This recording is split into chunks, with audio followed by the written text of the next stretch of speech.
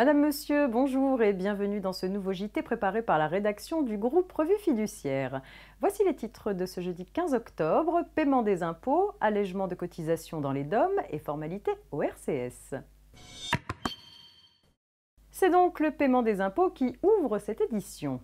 Parallèlement à la généralisation de la déclaration en ligne des revenus envisagée par le projet de loi de finances pour 2016, le seuil au-delà duquel le paiement dématérialisé est obligatoire serait abaissé progressivement pour l'ensemble des impôts des particuliers recouvrés par voie de rôle. Il s'agit des impôts directs et des taxes assimilées, notamment de l'impôt sur le revenu, de la taxe d'habitation, de la contribution à l'audiovisuel public et des taxes foncières.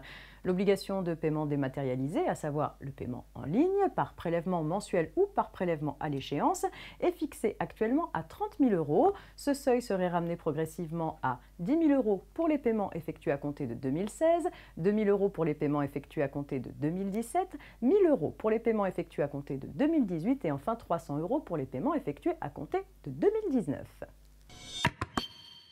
Une information relative aux allègements de cotisations dans les DOM à présent. Une exonération des cotisations sociales patronales et d'allocations familiales bénéficie aux employeurs situés dans les départements d'outre-mer, ainsi qu'à Saint-Barthélemy et Saint-Martin.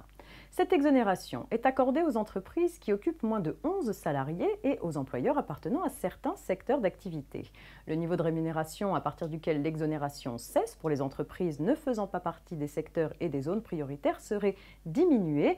Pour les secteurs à fort potentiel de développement tels que la recherche et le développement, les technologies de l'information et de la communication, le tourisme, l'environnement, l'agronutrition ou encore les énergies renouvelables, le régime d'exonération renforcé serait intensifié pour les entreprises qui bénéficient du crédit d'impôt pour la compétitivité et l'emploi.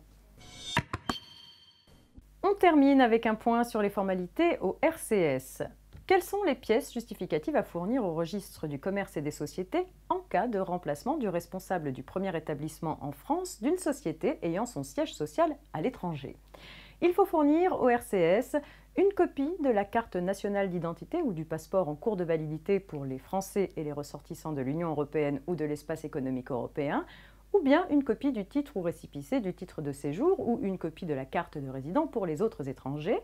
Dans tous les cas, une attestation sur l'honneur établie sur papier libre précisant l'absence de condamnation ou de sanction interdisant l'exercice d'une activité commerciale et faisant apparaître la filiation, et si nécessaire, la copie de l'autorisation provisoire ou définitive du diplôme ou du titre pour exercer l'activité. C'est la fin de ce JT, rendez-vous demain.